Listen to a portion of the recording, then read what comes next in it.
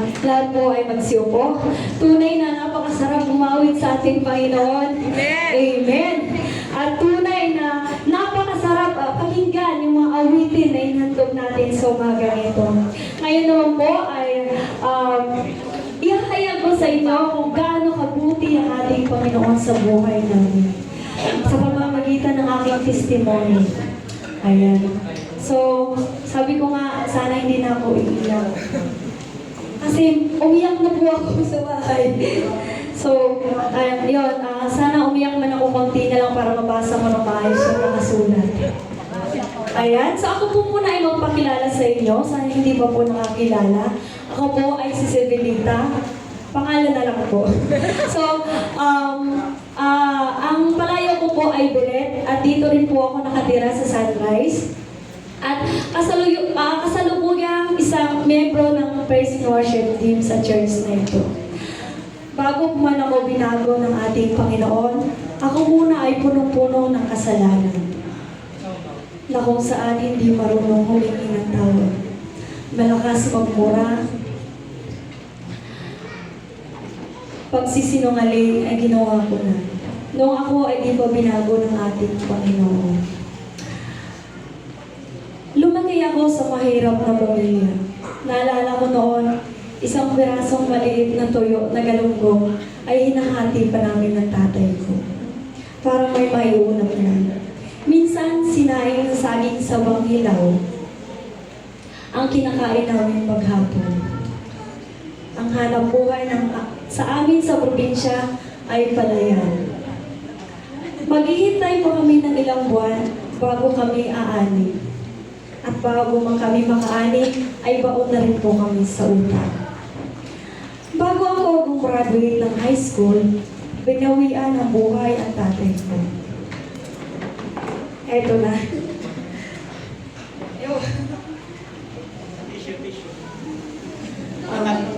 Dahil na rin sa sakit niya, na complicated po. Ang hindi ko po makakalimutan. Bago po siya binawian ng buhay. Kaya yung salita. Dahil mag-aaral ka, tapusin ang pag-aaral mo. Yan, hindi ko na mabasa. Sa ngayon,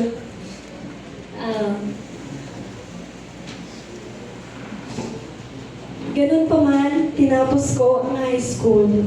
At dahil na rin sa hirap ng buhay, sumama ako sa tiyahin ko sa Maynila para magsapalaran. Para makapagpadala sa nanay ko na naiwan sa probinsya. Sa hindi po nakakaalam, ako po ay isang bunsong anak na may 24 half-brother and half-sister. Papaliwanag ko po ngayon kung bakit. yung nanay ko, may asawa po sa una. Yung tatay ko, may asawa din po sa una. So, 12 po yan ng nanay ko, 12 din po anak ng tatay ko. Namatay po yung mga asawa nila, so sila yung pinagtagpo at pinagtadhana. Kaya ako yung nabuo. So, ako yung pinagpala. Lahat naman po kami pinagpala. Pero sa 24 po ng mga half-brother at half-sister ko, hindi po talaga buo. Meron pong mga patay na, mga maliliit pa. So, ayaw po. Marami man akong kapatid, pero nagsipag-asawa at nagkaroon na rin sila ng sarili nilang pamilya. Kaya, walang ibang asahan ang nanay ko, kundi ako na lang. Habang ako ay nagsapalaran dito sa Maynila, sana siya, wala pa. Nakilala ko ang aking kabiyak, kaso wala siya ngayon. Hindi pa nakauwi sa trabaho. Nakilala ko ang aking kabiyak na kailanman ay di ko pinagsisihan. Dahil bukod sa walang bisyo, maalaga, mapagmahal, siya at ang kanyang pamilya ang nag-encourage sa akin na magsimba sa simbahan na kung saan kinalakihan nila. Dahil sa probinsya pa ay born again Christian na po talaga sila hanggang nakarating ng Maynila. Dito ko na-realize na napaka-bless kong tao. Amen. Na kaya ko palang baguhin ang sarili ko sa tulong ni Lord. Amen. Napaka-bless ko dahil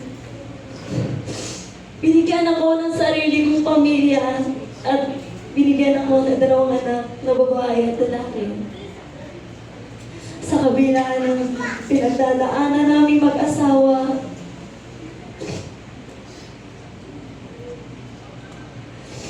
na minsan ay hihigaan na lang kami na may katabing palanggana, kaldero, dahil sa lakas ng buhos ng ulan. Pero praise God, dahil tinugon ni Lord yung panalangin namin na magkaroon ng bubong. Amen. Yung bubong na simple lang, bagong yero. Pero ang pinagkaloob niya, masigit pa nun dahil pinaislap niya pa. Napakabuti ni Lord sa buhay namin. Kaya mga kapatid, huwag po tayong tumigil sa paglilingkod sa Panginoon. Marami na tayong pinagdadaanan. Iba-iba man ang ating pinagdadaanan sa buhay. Alam natin na wala yung posible sa Panginoon. Hindi man niya itutugon agad. Ang hihingin natin, pero may perfect time si Lord kung kailan niya ito ibibigay. Dahil sabi nga sa Isaiah chapter 41 verse 10, huwag kang matakot sapagkat ako'y sumasa iyo. Huwag kang manglumaypay sapagkat ako'y Diyos.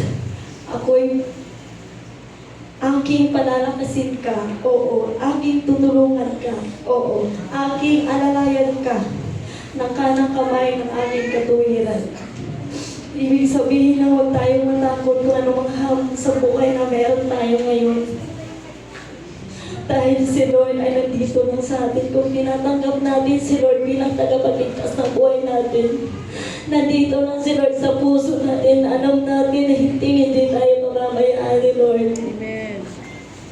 Busy man tayo sa trabaho, busy man tayo kung anong ginagawa sa araw-araw. Please, huwag po natin kalimutan si Lord. Huwag po tayong mapagod na maglingkod sa Kanya. Huwag po tayong mapagod na magsimpa sa Kanya. Huwag po tayong mapagod na magpasalamat sa Kanya. Huwag po tayong mapagod na umawit ng mapupuring awitin sa Kanya. Huwag po tayong mapagod na magpagamit sa Kanya. Ano mang binigay ni Lord na talento sa atin dahil alam naman natin kung gaano kabuti si Lord sa buhay natin. Kung tutusin kulang pa po yung binibigay natin, mga awitin, kulang bilang pasasalamat natin sa Kanya dahil sa kabutihan na pinagkaloob ng ating Panginoon.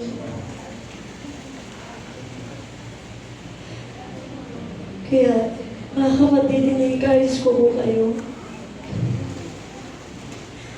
Sino may mga pinagdadaanan ngayon? Huwag kang puhiminto, kapatid. Napakaliit ng iyong pananampalataya pag ikaw ay hihinto sa paglilingkod ng Panginoon. Sinusubok lang po tayo kung gaano kalaki ang ating pananampalataya sa Panginoon. Ngayon, sinusubok ka. Kung hanggang kailan ka, kung susuko ka ba, at kung magpatuloy ka ba. Pero si Lord, nandyan lang, naghihintay ng tawag mo. Naghihintay na humingi ka ng tulong. Kasi si Satan ay nasa tabi lang natin at hinahatak tayo pababa. Pero si Lord, hindi niya tayo hahayaan na palagi na lang nadadaw dahil napakabuti na ating Panginoon. Amen. At yun lang po ang may share ko sa gabi ito. Hindi nataas ko po papuri at pasasalamat sa ating Panginoon.